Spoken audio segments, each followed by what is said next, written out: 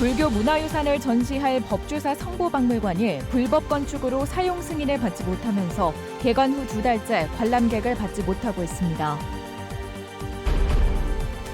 충북에 공장을 두고 있는 한 식품업체가 폐식용유로 바이오 디젤을 만드는 순환자원 인증을 획득했습니다. 국내 식품업계 첫 사례입니다.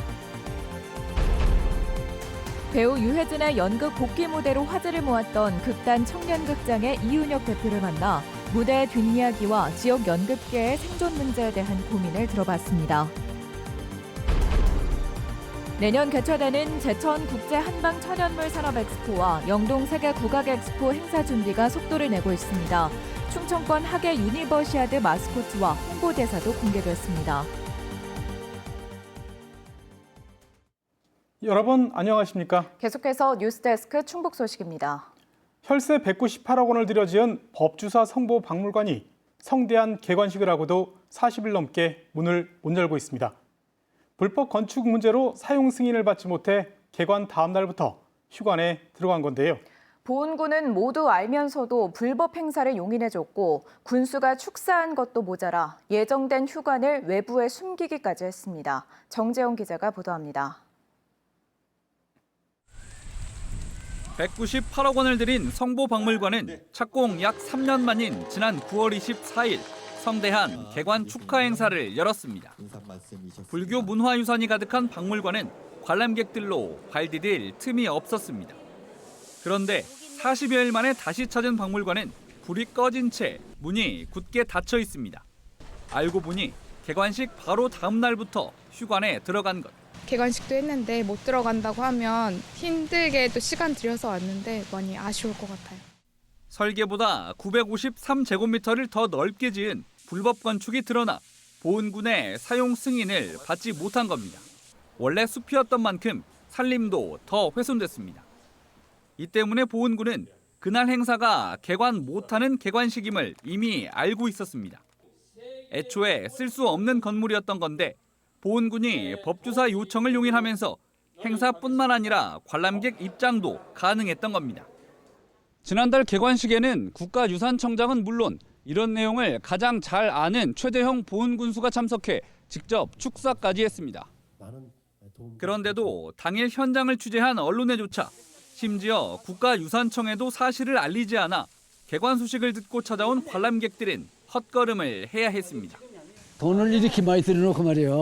이래가지고 관객들이 오면 다 구경도 하고 가야 되는데 좀 불편이 있네 보니까. 뭐는 헛돈들였어 이거. 보훈군은 개관식 넉 달 전 불법 건축이 확인돼 법주사 측과 사용 승인 전 변경 허가를 진행했는데 행사 전 끝낼 수 있을 걸로 판단했던 허가 절차가 늦어지면서 용인할 수밖에 없었다고 해명했습니다. 각 기관 단체도 그렇고 여러모로 이제 홍보를 한 상태였고 또 초대장 오시라고 초대장을 이제 보내 그 상황에서 임박했기 때문에 이제 사실은 연기나 이런 게 조금 힘들었던 상황이에요. 그때. 지금은 변경 허가까지 끝났고 다음 주 중 사용 승인이 나면 박물관 이용이 가능할 거라는 설명. 한편 법주사는 설계대로 건축을 맡겼을 뿐 시공사가 잘못한 거라며 내용을 잘 몰라 군이 하라는 대로 하고 있다고 밝혔습니다. MBC 뉴스 정지영입니다. 충북에 공장을 두고 있는 한 대기업이 튀김을 만들고 버리는 폐식용유로 바이오 디젤을 만드는 순환자원 인정을 획득해 화제가 되고 있습니다. 국내 식품업계 가운데는 첫 사례인데 순환자원으로 인정받으면 각종 폐기물 규제도 받지 않아 식품업계가 주목하고 있습니다. 허지희 기자가 보도합니다. 대표적인 급식업체의 식품 제조 공장. 육가공 생산 라인에서 튀김옷을 입은 재료가 180도 기름에 튀겨집니다. 돈가스와 전 등 이 공장에서 기름에 튀겨 생산하는 냉동 가공식품량만 1년에 520톤가량. 이 과정에서 발생하는 폐식용유는 연간 10톤에 달하는데 대부분 폐기물 업체가 임의로 처리해왔습니다. 하지만 지난달부터는 달라졌습니다. 식품 제조업체로는 국내 최초로 폐식용유를 순환자원으로 인정받은 이후 자동차 경유에 혼합해 사용되는 바이오 디젤 원료로 정유사에 판매하고 있습니다. 현재 바이오 디젤은 재생에너지 촉진법에 따라 자동차용 경유의 4% 혼합이 의무화돼 있고 선박과 항공유까지 확대가 검토되고 있는 상황. 순환자원 인정은 전용 이송 배관과 저장 탱크에 투자해 폐식용유를 관리하고 있어 가능했습니다. 폐식용유는 액상이기 때문에 소홀히 관리하게 되면 유출돼서 환경오염을 야기할 수 있습니다. 전담할 수 있는 관리자를 지정하면서 철저하게 관리할 수 있도록. 다 사용하고 남은 폐식용유는 산도 측정을 거친 뒤 이 배출구를 통해 중간 처리 업체가 회수해 갑니다. 회수 과정에서 이물질이 섞이지 않은 것도 중요한데 재활용 업체는 정제 과정으로 순도를 높인 뒤 정유사에 공급합니다. 순환자원 인정은 환경부 산하 기관에서 검증을 거쳐 받을 수 있는데 폐기물관리법의 다양한 행정규제에서 벗어날 수 있다 보니 식품업계에 관심이 이어지고 있습니다. 폐기물관리법에 의해서 규제를 면제받다 보니까 아무래도 조금 더 폐자원을 자유롭게 사용하시면서 폐기물 양을 더 줄일 수가 있는 데 의미가 있습니다. 충북도 내 제조업 가운데 폐식용유 등이 발생하는 식품업체는 20%에 육박합니다. 환경 경영에 대한 관심이 높아지고 있고 향후 탄소 배출권을 확보하는 기회로 확대될 수 있다는 점에서 순환자원 인정 바람이 시사하는 바가 적지 않습니다. MBC 뉴스 허재입니다. 일회용품 사용을 줄이기 위해 청주의료원과 충주의료원 장례식장에서 내일부터 다회용기 사용을 지원합니다. 충청북도는 청주의료원과 충주의료원 장례식장 빈소에 다회용기와 세척 서비스를 지원하고 관련 예산이 소진될 때까지 도민들이 무료로 이용할 수 있도록 했습니다. 충청북도는 내년에 청주시 다회용기 공공세척센터가 완공되면 다회용기 도입을 더 확대할 계획입니다.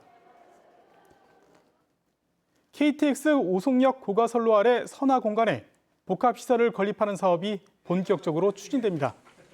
충청북도는 내년 3월까지 30억 원을 들여 도정 홍보 전시관과 회의실 등을 꾸미고 사업 타당성을 분석해 나머지 구간도 개발할 계획입니다.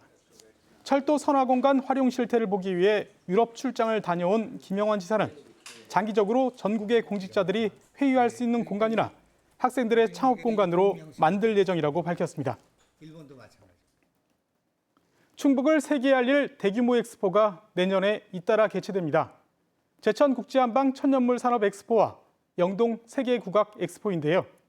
조직위원회가 잇따라 출범하면서 본격적인 행사 준비에 나서고 있습니다. 2027 충청권 세계대학 경기대회는 개막 1000일을 앞두고 마스코트와 홍보대사를 공개했습니다. 이지연 기자가 전해드립니다. 함께해 주시기 바랍니다. 호랑이와 까치를 형상화한 캐릭터 흥이와 나유가 단상에 오릅니다. 2027 충청권 학예 세계대학 경기대회 마스코트입니다. 개최 1000일을 앞두고 마련한 선포식에서는 홍보대사도 공개했습니다. 펜싱 오상욱, 양궁 김우진, 탁구 신유빈 등 3명의 올림픽 스타가 위촉됐습니다. 이번에 제가 지역에 도울 수 있는 기회를 주셔서 정말 감사드리고요. 힘껏 뛰어다니겠습니다. 제천을 대표하는 한방과 천연물을 미래 산업으로 키우기 위한 2025 제천 국제 한방 천연물 산업 엑스포도 내년 개막을 앞두고 본격적인 준비에 들어갔습니다. 실무를 맡은 3구 구성에 이어 국내외 기업과 관람객 유치에 힘쓸 조직위원회가 출범했습니다. 시도의회, 사회단체, 바이오 제약 분야 교수 등 각계각층 인사 213명이 위원으로 나섰습니다. 엑스포를 구성할 뿐만 아니라 제천의 이 천연물 클러스터로 자리매김을 하기 위한 그런 조직이 정비되는 그런 효과가 있다 이렇게 생각하고 있습니다. 지난달 창립총회를 연 영동 세계 국악 엑스포는 대회 알리기에 박차를 가하고 있습니다. 충청북도 교육청과 업무 협약을 하고 학생들을 위한 엑스포 체험 프로그램 개발과 홍보 활동에 함께 힘쓰기로 했습니다. 특히 K-팝에 익숙한 학생들이 국악도 친숙하게 느낄 수 있도록 퓨전 국악 공연과 가상, 증강현실관 등을 마련할 계획입니다. 우리 아이들이 지역의 전통과 예술을 체험하며 창의력을 키우고 풍부한 문화적 감수성을 기를 수 있는 귀한 장이 될 것입니다. 영동 세계 국악 엑스포는 내년 9월 12일부터, 제천 국제 한방 천연물 산업 엑스포는 내년 9월 20일부터 한 달 동안 열립니다. MBC 뉴스 이지연입니다. 지난 6월 학교 교문에 깔려 경비원이 숨진 사고와 관련해 노동단체가 윤건영 충북교육감에게 중대재해처벌법을 적용하라고 요구했습니다. 민주노총 충북지역본부는 성명을 내고 시설물 안전관리가 미흡했던 학교와 관리 감독이 부실했던 교육당국의 사고의 원인이라면서 재발 방지를 위해 윤 교육감을 처벌하라고 밝혔습니다. 이에 대해 학교 측은 시설물 관리에는 문제가 없었고 주민 2명이 문을 흔들어 파손된 것이라고 반박하고 있습니다. 제천시의 한시적 영화관 조성 사업이 다시 추진될 전망입니다. 김창규 제천시장은 지난 추경 예산에서 접근성이 떨어진다는 이유로 시의회가 삭감한 영화관 조성비 3억여 원을 내년 추경 예산에 다시 편성할 계획이라고 밝혔습니다. 김창규 제천시장은 CGV 제천 재개관이 1순위 방안이지만 영화제 등을 고려할 때 소규모 영화관을 여러 개 만드는 방안도 검토하고 있다고 말했습니다.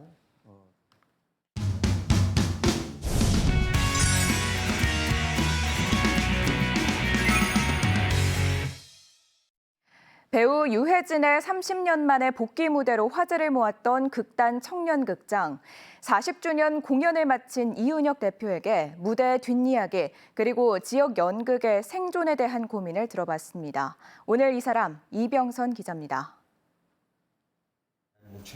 창단 40주년 공연을 성황리에 마친 극단 청년극장 이윤혁 대표는 연극이 끝난 뒤 무대 뒤에서의 심경을 이렇게 말합니다. 즐겁고 유쾌한 시간이었는데 어쨌든 중압감에서 벗어나니까 좀 시원하긴 합니다. 그런데 딱 이제 끝이 나면 굉장히 허탈해지죠. 어디 갈 데도 없고 외로워지고 전석 매진을 기록한 40주년작 10개의 인디언 인형. 고등학생 때 청년극장 입단. 지금은 국민 배우가 된 유해진 씨가 30년 만에 돌아와 함께 연기한 것이 큰 힘이 됐다고 말합니다. 속으로 그렇게 말은 안 했지만 네가 왜 대한민국 최고 배우가 됐는지 알겠다. 그런 느낌을 받았죠. 그리고 다른 연기자들도 아마 굉장히 많은 그 영향을 받았을 것이라고 생각합니다. 1970년 시민극장, 80년대 상당극회, 청년극장, 청사 등이 잇따라 창단했고 연극 한 작품에 관객 6천 명이 몰리기도 했던 그 시절. 대학로 이외에 한수 이남에서는 지역에서 이렇게 소극장 연극, 소극장 장기 공연 이것이 이루어지는 곳은 청주밖에 없다라고 할 정도로 굉장히 붐이 일었던 시기. 그때가 80년 초반에서 90년 초까지 최고의 부흥기였었던 것 같아요. 그러나 국내 대표 극단인 대학로 학전이 문을 닫을 정도로 열악한 연극계. 얼마 되지도 않는 예산을 생색내기로 여러 예술단체에 나눠주는 정책으로는 한계가 있다며 아쉬움을 드러냅니다.